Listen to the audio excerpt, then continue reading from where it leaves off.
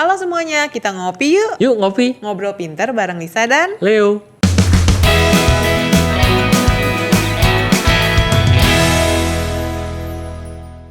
Sandwich Generation. Sandwich Generation. Banyak nih sekarang kesebut-sebut Sandwich Generation. Apa tuh? itu? Generasi roti lapis. Apa generasi yang anak-anak yang terhimpit gitu ya? Ya, terhimpit ya oleh. Terhimpit oleh finansial antara membiayai kehidupan orang tuanya dan keluarganya sendiri. Ya betul. Orang tua dan anak. Personal banget ini. Curhat ya, curhat. Gue nggak Sandwich Generation. Oh enggak ya? Enggak. Gue juga enggak sih. Lu membiayai orang tua gak? Enggak, kasih jajan doang. Oh, tapi, beda dong, beda. Enggak, tapi kalau tidak lu biayai, orang tua tetap punya keuangannya sendiri ya, kan? bisa hidup sendiri tetap. Jadi faktornya memang ngasih karena pengen ngasih, bukan karena kewajiban harus kalau anak kan kita kewajiban kan, mau nggak mau membiayai. Kalau lu, gue juga nggak sih. Ya, tapi di luar sana ada teman-teman kita yang mungkin di posisi kayak gini. Sandwich. Jadi mau nggak mau wajib membiayai kehidupan finansial orang tuanya sama keluarganya sendiri. Karena kalau nggak ada dia, nggak ada lagi nih yang bisa membiayai keluarganya. Nah, iya betul. Apalagi misalnya anak tunggal. Waduh. Kalau nggak yang berdua tapi yang bisa diharapkan cuma satu. Pokoknya pencarian nafkah tunggal lah. Pencarian nafkah utama sendiri. Sendiri ke atas maupun ke bawah. Ke samping juga istrinya ibu rumah tangga atau suaminya tidak bekerja, punya anak, punya orang tua yang mesti dibiayai. Iya, betul. Itu namanya Sandwich Generation. Sandwich ini memang yang paling gak enak. Iya. Soalnya orang tua zaman dulu tuh banyak banget tahu yang beranggapan anak itu adalah investasi. Oh, yang penting anak gue itu investasi semuanya buat anak. Dia nggak tahu itu investasi bodong. Karena belum tentu anaknya berhasil. Dan kalau berhasil juga, kalau menurut gue pribadi, kita nggak wajib. Maksudnya itu bukan kewajiban membiayai orang tua, tapi bukan berarti nggak boleh ya. Itu kan balas budi aja, kayak kita sayang sama orang tua gitu. Nggak ada kewajiban. Tapi kan kalau orang tua kita nggak punya penghasilan dan mau nggak mau menuntut anaknya mencari nafkah dan memberikan kehidupan finansial ya karena waktu kita sebagai anak, waktu belum menghasilkan uang tapi kita sedang butuh bantuan secara keuangan, pasti yang mati-matian membantu mencari buat membantu kita pasti orang tua kita. Nah, kalau gue memang tidak setuju kalau orang tua, ini nggak tahu ya, balik lagi ya, karena anak itu nggak wajib. Dulu waktu bokap gue masih ada, gue sering bilang anak itu tidak wajib loh memberikan kehidupan finansial sama orang tuanya, bukan bentuknya kewajiban. Tapi kalau gue punya anak, gue wajib, karena anak gue kan nggak milih, nggak karena milih itu minta tanggung dilahirkan. jawab sebagai orang itu tua. Tanggung jawab sebagai orang tua, tapi tanggung jawab gue sebagai anak bukan finansial. Seharusnya orang tua itu udah mempersiapkan dong kondisi finansialnya sewaktu dia masih produktif sehingga tidak membebani anak. Ini aja pembicaraan gue dan orang tua gue waktu bokap gue masih ada. Ya, berarti sudah terbuka secara ini ya. Obrolan secara planning finansial ke depan. Iya, karena bukannya masalah gue pelit nggak mau membiayai, enggak juga. Terus bukannya kedengeran nggak mau jadi sandwich generation, enggak juga. Karena sudah seharusnya kan kalau kita punya anak, kita biayain kehidupan anak, kasih modal supaya kalau kita ada atau nggak ada, itu dia anak bisa mandiri. Punya sesuatu untuk menghasilkan uang, untuk membiayai hidupnya. Betul, mau secara skill, mau secara relasi, mau secara keuangan, dia mampu berdiri sendiri kalau suatu saat gue nggak ada. Tapi bukan berarti waktu dia mampu, gantian dong lu yang biayain gue. Betul. Dulu waktu lu nggak mampu kan gue yang biayain lu. Padahal si anak adalah bertanggung jawab sama anaknya lagi. Harusnya si anak bertanggung jawab at least sama diri dia sendiri dulu. Kalau udah berhasil dan punya anak, ya itu sama apa yang dilakukan orang tuanya buat anaknya. Nah, jadi kalau buat gue pribadi nggak wajib. Tapi kalau kondisinya sekarang mau nggak mau bergantung ya. Karena banyak di luar sana yang terpaksa dalam kondisi sandwich generation. Beban finansialnya double berarti ya. Itu jadi sih pengeluarannya double ya. Jadi tanggung jawab menyokong kebutuhan primer, bahkan kebutuhan primernya aja si orang tuanya ini bergantung gitu. Yang biaya makannya, listrik, air, telepon. buat tinggal. Betul. Jadi di saat belum punya keluarga sendiri aja, si anak tuh udah bertanggung jawab terhadap kebutuhan primer orang tuanya. Iya ada. Gue punya temen yang seperti itu ya. Jadi dia bekerja, uang yang dihasilkan adalah untuk bantu membiayai hidup orang tuanya. Bahkan dari awal dia menghasilkan uang. Iya, dari awal dia menghasilkan uang, benar. Belum kepikiran ngomongin investasi, ngomongin berkeluarga, belum sampai ke situ aja udah ditaker nih. Mungkin ada kondisi-kondisi di luar sana yang misalnya contoh ya, mau nggak mau terjadi karena ternyata pada saat papanya masa produktif terkena sakit yang tidak bisa menghasilkan, jadi tidak bisa bekerja menghasilkan uang. Atau meninggal gitu ya. Ya, dulu. dan mamanya ternyata ibu rumah tangga, jadi nggak ada kemampuan buat menghasilkan uang. Nah, jadi begitu temen gue ini bekerja menghasilkan uang, jadi dia membackup. Mau nggak mau Ya, kan ini nggak punya. masih single ya, walaupun masih single ya. Jadi bebannya si sandwich generation ini itu sebenarnya dampaknya katanya buruk pada kesehatan finansial orang itu sendiri, karena di saat jadi kayak minus gitu, kayak punya utang di saat harusnya usia yang income-nya udah mulai cukup tinggi, misalnya double digit 20 30, di mana orang mikirin untuk investasi, dia baru cukup untuk membiayai dua keluarga ibaratnya, bisa dibilang betul. begitu. Yang harusnya misalnya di saat yang sebayanya lagi cicil mobil ya dia baru atau berinvestasi. Dia baru cukup gitu baru sampai cukup sini. Buat dirinya sendiri, Nah. buat keluarganya, dan buat backup orang tua. Jadi sebenarnya tanpa menyalahkan pihak manapun ya, sebenarnya nggak ada juga orang tua yang mau jadi beban buat anaknya juga. Betul. Kan. Dan tidak ada anak yang bercita-cita jadi gue mau banget nih jadi sandwich generation ya. Nah betul. Sebenarnya ini tuh mungkin orang zaman dulu itu nggak punya pengetahuannya. Ya. Jadi dianggapnya oh ya udah dulu anak banyak 11 12 orang tuanya satu. Iya. Jadi gue dulu patungan bisa pasti ini patungan 500 sudah 6 juta sebulan, anak 12 gitu kan. Ya, jadi aman. Aman kekumpul untuk biaya hidup, rumah udah ada.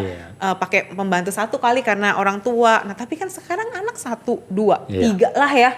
4 sih jarang ya. 2 aja ya, rata-rata 2 sih ya. 2 atau 3 atau 1 juga malah banyak sekarang yang yang 1. Nah, makanya sebenarnya ini tuh masalah pro dan kontra. Secara si anak masa iya gue biarin orang tua gue menderita di saat income gue juga lumayan nih. Tapi juga sebagai anak rasanya kok teman-teman gue nggak di kondisi ini, kenapa mesti gue sih? Apakah gue akan melakukannya ke anak gue nanti? Nah, mungkin jadi beban pikiran juga ya. Memang kalau menurut gue di zaman-zaman sekarang nih, terutama orang-orang yang frontal yang bisa ngomong ke orang tuanya, membahas masalah finansial sama orang tuanya. Dan orang tuanya cara berpikirnya juga lebih modern nih, tidak menuntut kan? Iya. Apalagi orang zaman dulu, lu gaji pertama mesti kasih orang tua lo. Oh iya, pernah dengar dengar kan? Iya. Jadi gaji pertama tuh full buat orang tua. Terus setiap bulan mesti ngasih ke orang tua, itu adalah kewajiban. Kalau enggak hoki lo. Kalau enggak hoki lo. Apakah itu propaganda yang diciptakan ini orang tua zaman dulu? Nah nggak tahu ya, dengan berbagai alasan. Pokoknya itu berkat ya. Dari dulu gue nggak setuju sih hoki hilang karena lu nggak mau ngasih ke orang tua. Ya itu kepercayaan masing-masing ya. Nah memang karena menurut gue kita sebagai anak yang suatu saat akan jadi orang tua juga kan punya kehidupan sendiri. Benar. Jadi sandwich generation itu hal yang mesti diputus sih. Ya, jadi kita akan coba bahas kira-kira bagaimana cara supaya keturunan di bawah kita tidak menjadi. Ini terlepas dari balas budi berbakti kepada orang tua gitu. Tapi bukannya setelah itu tidak boleh memberi ke orang tua, enggak. Jadi memberi ke orang tua itu ya karena gue pengen memberi. Memang itu adalah tanda terima kasih, kita udah digedein. Bukan sebagai beban ya. Jadi bukan sebagai beban. Bukan sebagai beban. Jadi orang tuanya juga tahu anaknya tuh ngasih karena bukan karena gue tidak mampu gitu, karena memang kesenangan sendiri kan sebenarnya buat orang itu memberi itu kan faktor kesenangan tersendiri, apalagi anak ke orang tua. Ya pasti happy ya anak dan bagaimana kita sebagai orang tua jadinya nanti tidak berharap pada anak kita buat membiayai hidup kita ke depan. Dan bukan artinya kalau gue bukan sandwich generation nggak membiayai hidup orang tua gue juga jadi anak tidak berbakti. Nah itu tuh kayak wah gue tidak anak ini tidak berbakti. Pandangan yang kurang bagus ya. Iya, itu ya. Gila ya lu punya mobil, punya rumah bagus, tapi lu tidak menghidupi orang tua lu gitu. Itu kan lah gimana, jadi cara menghormati orang tua tuh menurut gue bukan sekedar dari situ kan. Iya, dari keuangan aja ya.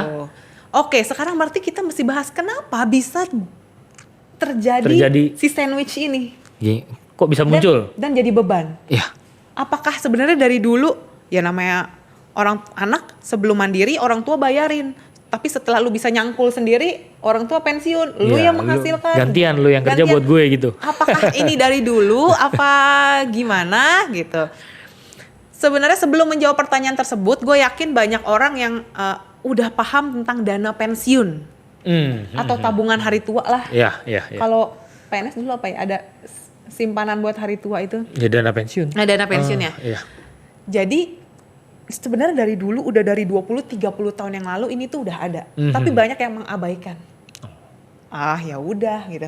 Atau waktu dulu berarti sekitar 30 tahun yang lalu atau 40 tahun yang lalu kerja, misalnya gaji 200.000. Dijanjikan nanti kalau pensiun dapat sejumlah uang 10 juta misalnya. Atau 100 juta. 100 Dia nggak juta. tahu tuh. Iya. Pada saat dia pensiun 30 tahun lagi 100 juta tuh nilainya berapa? Apa? Nah itu. Pokoknya sederhananya gini, kita sebagai manusia itu kan pasti punya masa produktif. Iya. Dan punya setelah, pengennya sih hidup kan umur panjang. Betul. Jadi setelah gak cuma di masa produktif, setelah itu ada pasca produktif. Artinya tidak produktif lagi, non produktif yang diasumsikan nggak bisa menghasilkan uang. Ya, tapi sebenarnya bisa-bisa aja ya nggak sih? Sebenarnya bisa. Tapi kan berapa? Mungkin tidak berkewajiban atau tidak terbeban buat menghasilkan uang di masa tua. Atau penghasilannya bukan untuk biaya hidup sehari-hari lagi, tapi kesenangan aja. Iya. Kerja, ya memang seneng gitu ya, senang bercocok tanam, jualin tanaman. Menciptakan. Jadi penghasilan sebenarnya harusnya pas masa tidak produktif, kita itu sudah punya simpanan yang bisa mengcover biaya hidup semasa kita non produktif. Non produktif di masa hari tua biasanya ya. Harusnya. Iya. Tapi tidak banyak orang yang berhitung. Berapakah yang dibutuhkan? Pada saat itu? Iya. Pada saat itu loh ya. Jadi pada saat itu, misalnya kita sekarang 2022. 2022. Anggap kerja umur 30-an lah ya. 20 tahun lagi pensiun deh. Berarti 2045 2045 lah ya. 40-an ya, 2045. Dijanjiin uang pensiun semiliar misalnya. Semiliar kan? Nah, 9 digit. Kita masih tahu berlaku ini uang nih. 1 miliar itu. Habisnya buat berapa? Iya. Jadi kita mesti tahu inflasi ya sebenarnya. Nah, mesti berhitung sih. Karena ada inflasi ya. Jadi sebenarnya kalau ngomongin penghasilan ya pertama mesti bisa ngitung dulu. Dan kalau ternyata kurang, angkanya tidak cukup, ya cari tambahan lain. Bener. Jadi pertama kita mesti hitungnya dibutuhin berapa. Ternyata kayaknya nggak cukup nih. Dari sekarang cari. Hitungnya dari sekarang. Iya, hitungnya dari sekarang. Dan cari tambahan income-nya juga dari sekarang. Jadi nabungnya ngumpulin duitnya 25 tahun. Iya. Dan sebenarnya penghasilan zaman sekarang tuh gampang kok nyari penghasilan tambahan. Jadi banyak food peluang blogger, ya? Banyak peluang. Banyak peluang. Kayaknya uang tuh gampang dicari kalau kita tahu kemana arahnya. Iya, kemana uang itu yang lagi ngetrennya. Betul. Beredarnya. Karena kita itu terbiasa belajar, baca buku itu cuma pas sekolah. Begitu udah nggak sekolah, kita tuh langsung tutup, nggak mau baca buku. Ya, padahal banyak informasi penting ya di buku-buku ya. Sekarang nggak usah deh malas baca, malas baca, tapi podcast kan banyak. Iya. Dengerin kita juga bisa. Pintar.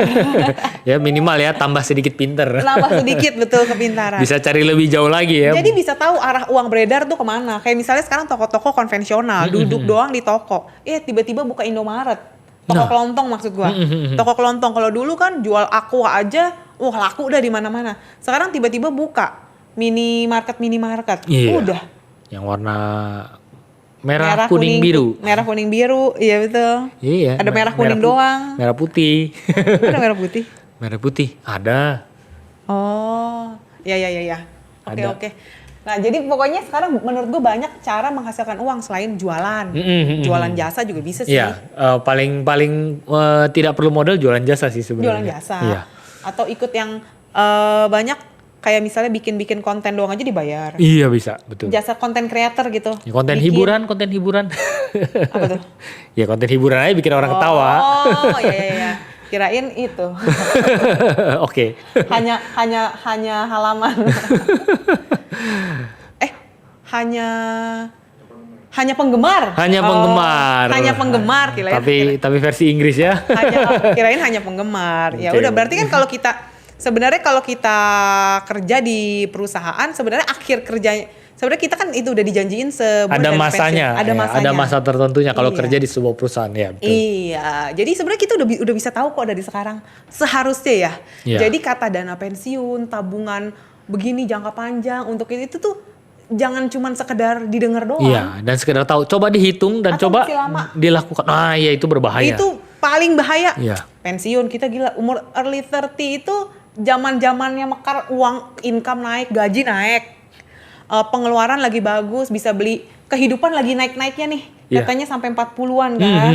Iya. Settle-settlenya biasa orang di umur 40-an. Peak-peaknya di 40, di Iya. mana income lagi besar-besarnya. Nggak kepikiran buat Iya. dana pensiun, nggak kepikiran kita nanti 20 tahun itu secepat. Iya, kemarin aja baru masuk. Lu pasti inget deh zaman masuk SD, SMP, SMA. Ini aja sekarang udah di awal middle 30-an. Iya, lu. Berarti 40. belum. Dan menurut gue sih mesti dihapuskan berpikir bahwa anak adalah investasi kita untuk masa tua kita nanti. Iya, kalau masih berpikiran kayak gitu ya jadi terulang lagi nanti ya sandwich Iya. generationnya. Menurut Ya? gue anak bukan investasi. Benar. Dan orang tua juga bukan dana darurat. Ya, jadi apa yang kita diberikan kepada anak itu adalah supaya anak kita mempunyai kemampuan untuk biar dia bisa mandiri dan menciptakan Kehidupan dia sendiri. Betul, secara Iya. skill, hubungan, secara finansial, supaya dia bisa bertahan hidup saat kita ada atau Tidak nggak ada. ada. Jadi kalau saat ini kita adalah generasi milenial tuh nggak, itu tuh sekarang tuh udah alpha tau. Iya. Milenial tuh yang udah 25, 30, Itu milenial ya. 30-an. Kalau buat teman-teman yang 20-an alpha ya. Alpha sekarang. Apa Gen Z gitu ya, ada tuh. YZ, itu lihat aja di itu konten-konten Ya, sebelumnya. yang gue tahu kalau Gen Z adalah kalau mati lampu ya. Gen Z. Gen Z. Iya betul. Oh kita harus bilang, pokoknya kita harus pemutus. Kalaupun kita sandwich generation, generasi kita itu harus jadi pemutus rantai sandwich generation ini. Harus kita yang memutus. Iya. Apalagi kalau kita yang udah di posisi yang sandwich generation ya kan tahu. Gak enak nih. Bebannya. Waduh bebannya nih. Kalau bisa kita yang menjadi pemutus kita yang supaya keturunan kita selanjutnya tidak ada yang namanya sandwich generation. Betul. Kalau baca gua ngutip dari ibupedia.com, dia bilang orang-orang yang jadi sandwich generation itu merasa itu bukan hal yang mudah.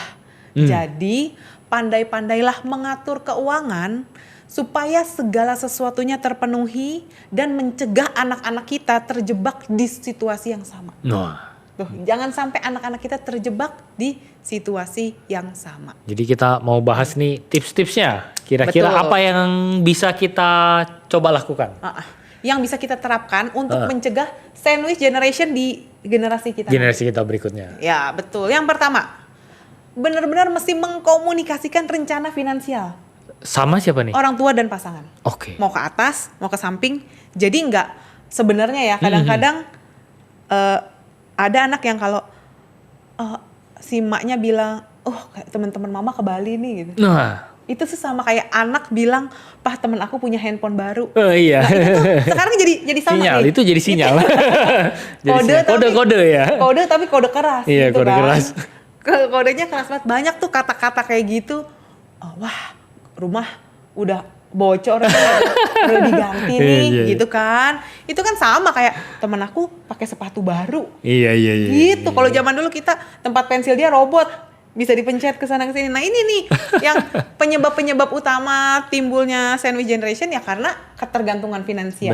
Benar. Makanya Anak ke orang tua ke anak. kalau orang tua bilang, mau teman mama pergi ya kan kode banget ya. Nah, lebih enak mama nanti mau pergi sama teman mama. Nah, itu kan lebih ini ya. Dan itu mesti dikomunikasikan rencana finansial. Kalau gue sebagai anak, gue sih bukannya mengkomunikasikan dulu sama orang tua. Karena kan orang tua gue juga kebetulan memang yang sudah merencanakan finansial sendiri. Luar biasa ya. Jadi kan udah enggak, maksudnya tidak punya ketergantungan sama anak. Dan ngomongnya jadi lebih enak. Iya. Mungkin kalau yang punya ketergantungan ngomongnya jadi nggak enak sih, Iya, Le. mungkin ya pasti ada Maksud perasaan kamu apa? iya.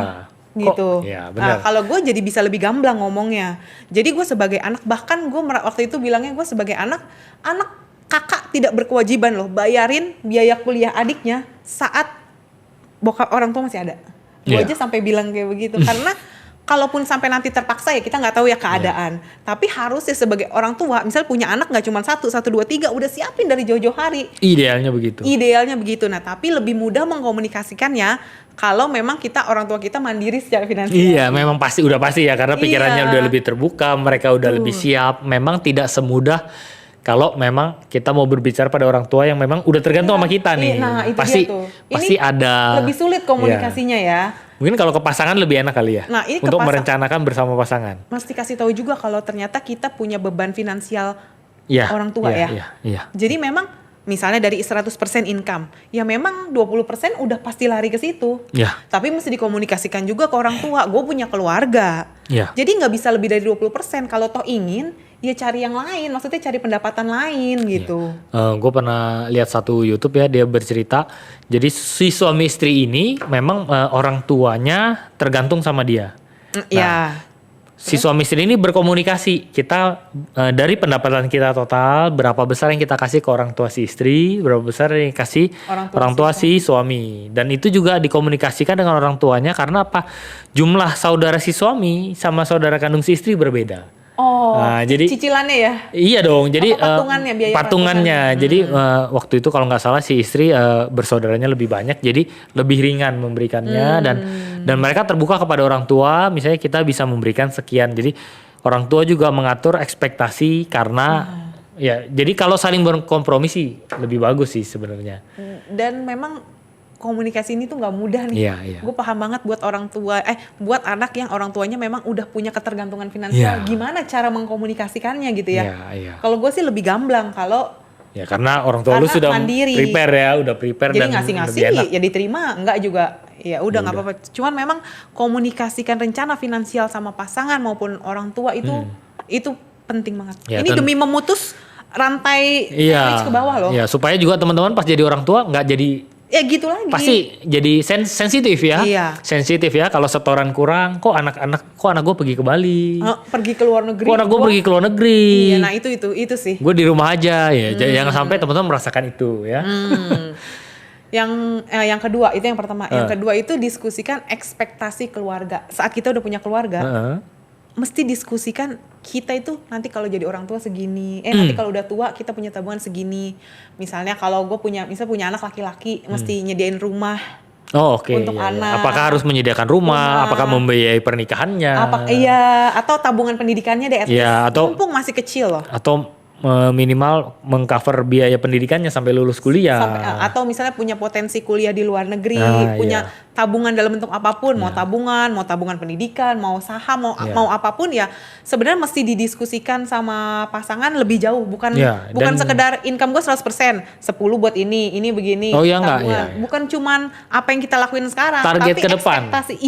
Ekspektasi. Kita bangun keluarga ini, gue pengennya nanti kita udah tua begini. Nah iya, maksudnya keuangan pada saat kita pensiun itu perlu dibicarakan juga ya, karena ya supaya kita sebagai orang tua nantinya mandiri secara keuangan dan tidak berharap pada anak kita. Jadi itu perlu dibicarakan dan direncanakan dan dimulai secepatnya. Ya, itu kayak tabungan pendidikan tuh bukan pas anak sekolah menurut gue. Pas lu lagi berencana mau punya anak, either jadi atau nggak jadi, itu mesti udah masukin dana pendidikan. Gue pernah dengar satu influencer komika. Kenapa tuh? Raditya Dika ya. Sebelum punya pacar, karena uangnya udah lebih, dia udah siapin dana pendidikan buat anaknya. Itu belum walaupun belum menikah ya, benihnya aja belum ditabung dan nggak tahu calonnya mau taruh di siapa ya. Tapi dia udah siapin ya, karena dia sudah mengerti. Nah itu dia tuh, jadi dari 100 bukan masalah besar sama kecil, tapi kan kita semua sama-sama punya 100% income. Jadi dialokasikan. Betul, pengetahuan tentang kemana aja larinya si 100% ini yang penting. Ya, karena pada saat sudah dibicarakan, sudah direncanakan, jadi pengeluaran pun kita atur. Nah betul. Ya kalau enggak kan, ada lebih nih. Iya. Cicilin itu deh, habis juga. Udah lebih, tapi udah diplot-plotin ke dana pensiun, ke pendidikan, ya nggak apa-apa. Iya, masih ada lebih lagi ya. Lebih lagi ya bagus lah. Iya. Mau beli aset lagi atau mau dipakai buat jalan-jalan, kan ada yang berpikir momen itu juga aset. Iya. Tapi ada juga yang berpikir aset itu tanah. Iya. Jadi ya beda-beda mana yang jadi prioritas. Kenikmatan masing-masing. Cuma yang paling penting punya ekspektasi keuangan ke depannya. Ini perlu banget dibicarakan untuk memutus rantai sandwich ini sih. Betul. Gue setuju. Yang ketiga, itu harus menambah pendapatan, mau nggak mau, secara vertikal maupun horizontal. Vertikal itu yang ke samping ya? Oh, jadi buat teman-teman yang vertikal itu yang gini dong. Teman-teman yang punya pendapatan sekarang yang ini pendapatan cukup lah buat hidup gue. Nah, tapi sebenarnya cukup buat kehidupan sekarang. Tapi tidak ada lebih buat masa depan. Nah, itu sebenarnya perlu mempunyai pendapatan tambahan. Tambahan ke atas maupun ke samping. Ke atas tuh apa? Ke atas tuh kayak jenjang karir. Oh, jadi naik level. Jangan di karir di perusahaan. Iya, udah nih segini. Udah. Selalu berusaha naik. Karena dengan naiknya karir, dengan naiknya level. Atau lompat pindah perusahaan. Biasanya lebih cepat naiknya. Dan karena itu income-nya lebih. Iya. Income-nya bertambah sehingga bisa merencanakan lebih baik ke depan. Betul. Terus kalau misalnya ada waktu luang, kan pas waktu luang sih pasti ada ya. Semua kita sama-sama punya 24 jam. Betul. Tambah income lain. Misalnya Sabtu Minggu private apa, kayak kita punya skill apa, atau gue yang horizontal tadi yang ke samping ya. Nah, yang ke samping jadi tidak di satu perusahaan, yang horizontal. Ya, yang ke samping sebenarnya bisa kayak kalau bikin konten, orang kan biasa di hari-hari Sabtu Minggu sembari kerja, ngonten ini, ngonten itu, walaupun belum dapat uang sekarang, tapi kalau isi kontennya menarik dan ternyata banyak orang yang suka, itu bisa banget loh. Betul. Hal-hal kecil aja. Gue pernah lihat di YouTube tuh ada tuh suami istri yang membahas frugal living. Frugal living. Ada. Terus dia bahas apa? Jadi mereka itu menceritakan tips mengatur keuangan. Jadi mereka pasangan muda yang mengambil hidup frugal living, mereka menerangkan apa itu frugal living, terus bagaimana mereka mengatur keuangan, apa yang mereka beli, bagaimana mereka mengelola keuangan sehingga ada dari pendapatan mereka bisa mereka sisihkan banyak buat investasi ke depan dan lain-lain. Jadi mereka bekerja, dua-duanya bekerja. Di perusahaan gitu kan? Iya, di perusahaan. Tapi sambil meluangkan waktu membuat konten seperti itu. Atau paling tidak menambah skill knowledge aja dulu. Nah iya, bisa jadi. Iya, kursus masak.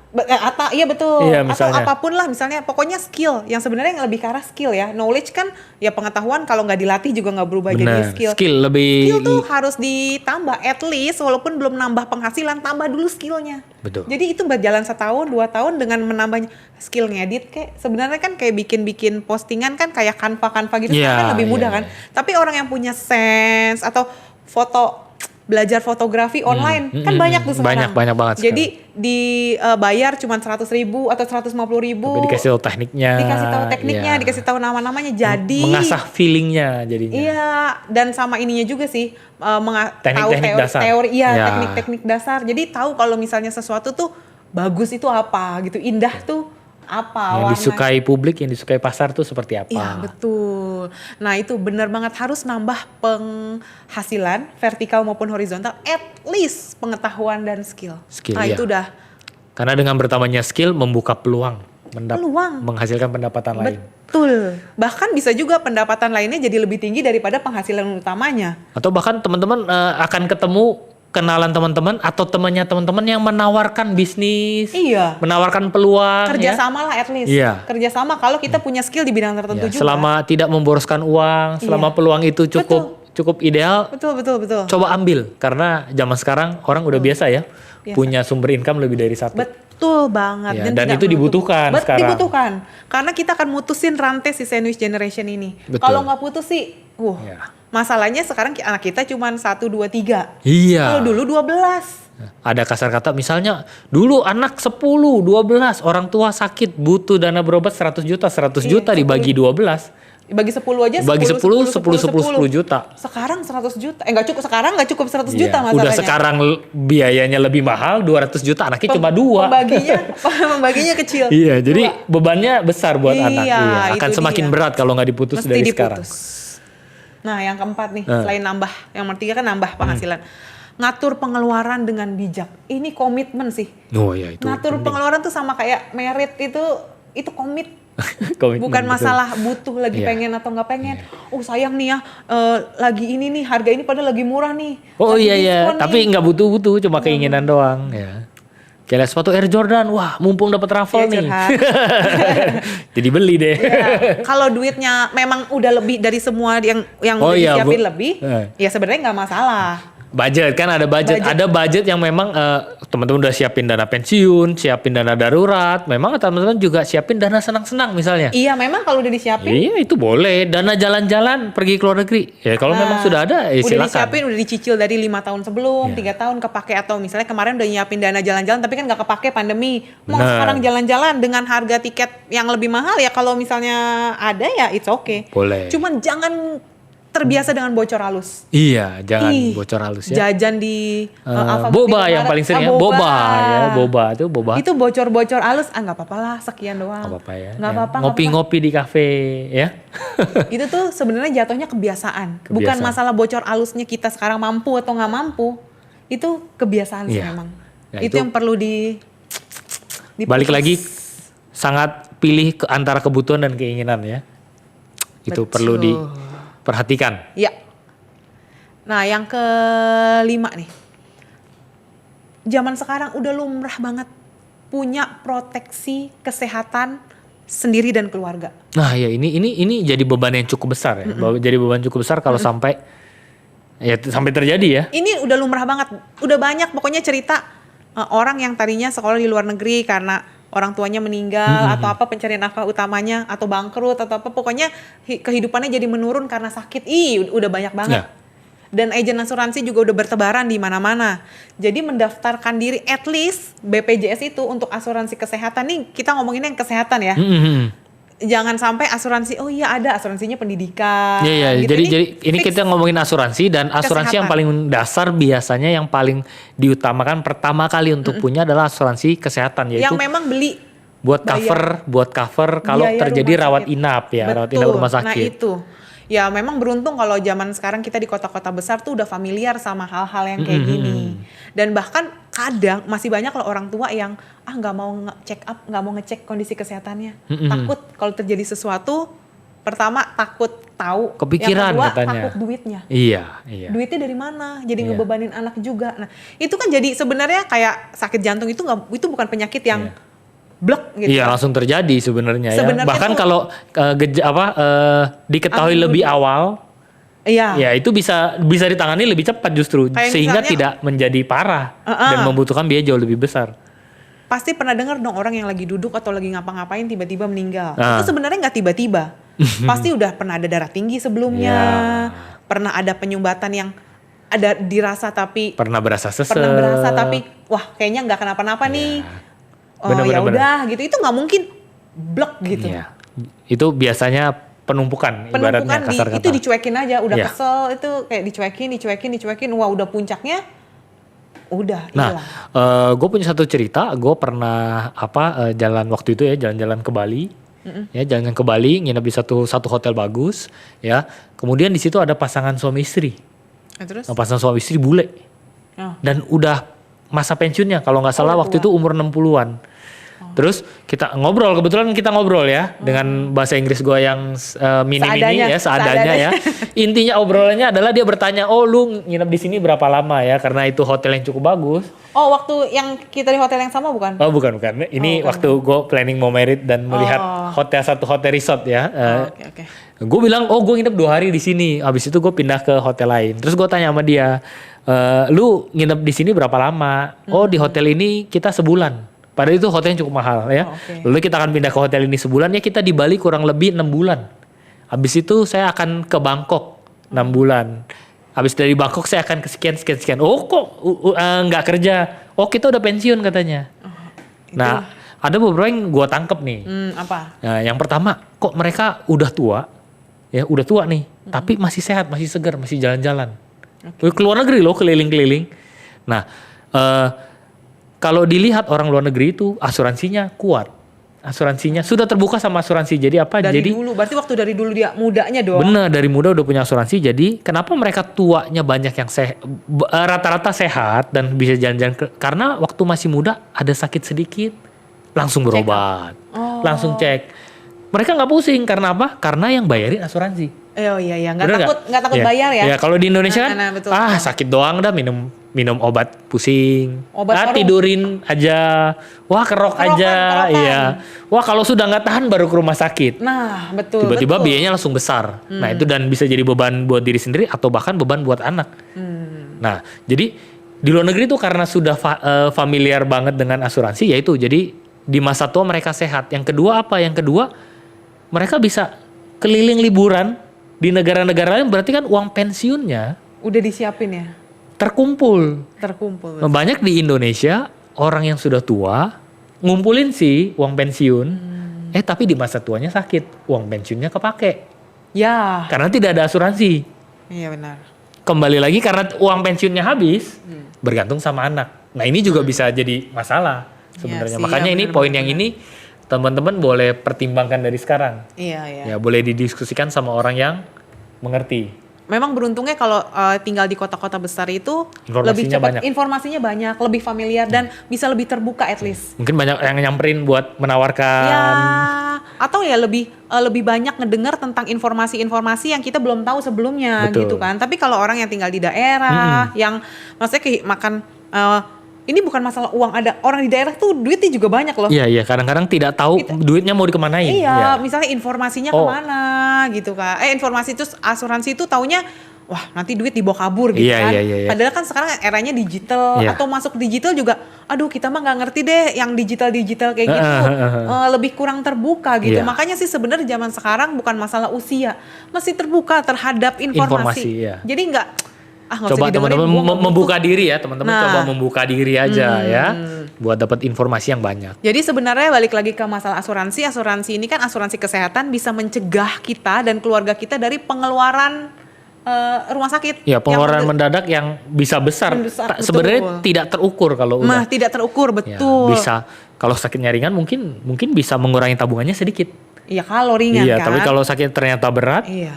itu bisa menghabiskan bahkan tabungan pensiun bisa kepake, bahkan mengurangi aset. Atau sebenarnya kita udah mempersiapkan tapi pencari nafkahnya hilang aja. Nah, iya, Karena COVID kemarin kan banyak tuh yang orang tuanya pencari nafkah Iya. meninggal karena COVID. Jadi nggak kebayar lagi. Iya, bahkan jadi si bapak orang tuanya yang bergantung sama si anak, anaknya meninggal. Jadi itu jadi masalah yang jadi masalah lagi. Masalah lagi. Kemarin kan kita nggak bisa ya namanya bencana ya, nggak tahu itu COVID itu datangnya dari mana ya. Udah kena, pencari nafkahnya hilang. Kalau ada asuransi jiwa sih ya jadi oke dong untuk ketolong ya. Ada dana darurat ya ada buat dana keluarga darurat ya. pegangannya. Kalau nggak ada sih tas. Ya. Udah deh. Jadi perlu dipersiapkan juga ya. Betul. Untuk memutus generasi sandwich ini. Nah yang keenam nih, untuk memutus generasi sandwich itu investasi sejak dini. Pertama-tama pengetahuan tentang investasi. Nggak usah, nanti gini. Setiap ada informasi, enggak Ya buat teman-teman yang penting gua nabung di bank. Nah perlu nih membuka wawasan bahwa di luar sana ada tempat menyimpan uang yang bisa mengembangkan uang dengan lebih baik lagi. Iya. Dan perlu tahu bahwa waktu adalah teman investasi paling baik. Iya, makin cepat mulainya. Ya makin panjang masa berinvestasinya, potensi keuntungannya akan semakin besar. Jadi benar-benar teman-teman minimal buka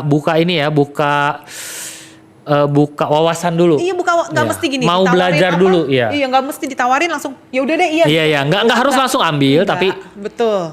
Tanya yang banyak. Atau pelajari. Cari informasi. Cari informasi. Oh ini nggak cocok nih buat gue karena begini karena potensi keuangan gue begini. Atau yang cocok, gue merasa jadi.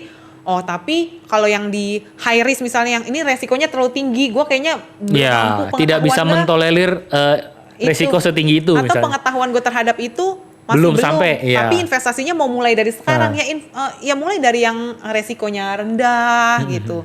Jadi ya mesti berinvestasi sejak dini kayak emas. Tapi emas itu kan bukan untuk memperkaya ya, untuk mempertahankan nilai biasanya. Mempertahankan nilai aja gitu. Tapi itu juga termasuk salah satu investasi. Anak-anak zaman sekarang juga udah diajarin tentang literasi keuangan kan dari SD gitu. Betul. Cara penggunaan uang. Karena gue pernah dengar ya, kalau kita nggak pernah tahu cara menghasilkan uang, ya kita gimana tahu cara memanage uang? Betul. Kita nggak bisa ngatur kalau kita nggak tahu. Misalnya tiba-tiba dikasih duit 10 juta setiap bulan, 10 juta.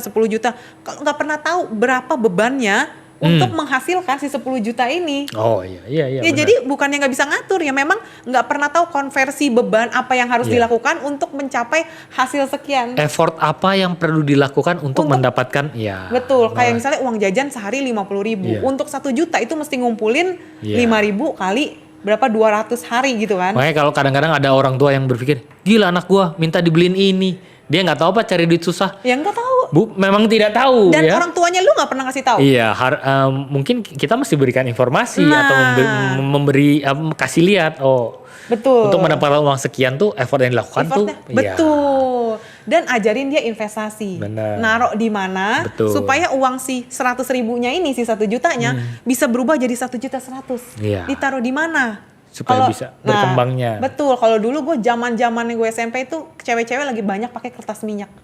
Oke. Kalau di sekolahan. Iya, tahu. Kertas minyak. Iya. Yang ditempel-tempel oil. Jadi dari kertasnya ini jadi butek kan, jadi transparan gara-gara kena minyak. Iya. Terus kan tapi ada yang bagus yang warna biru yang bentuknya kayak karet gitu. Nah, jadi sebenarnya uang 100 ribu gue, misalnya uang jajan, gue belikan dalam bentuk kertas minyak. Oke. Nah, kertas minyak itu sama fotokopi. Oke. Gue fotokopin, kalau lu mau contekan fotokopi ke gue. Jadi si 100 ribu bisa berubah jadi 150 ribu. Itu dikonversi ke dalam kertas minyak dan berapa contekan yang mesti gue bikin. Tapi itu cara, ternyata ya sisi positifnya ya. Itu cara gue sebagai anak sekolah mengkonversi uang effort yang mesti gue dapetin untuk uang bisa jadi berapa, misalnya jadi 2 kali lipat. Itu gue mesti apa yang mesti gue lakukan supaya uang gue berlipat. Iya, benar-benar.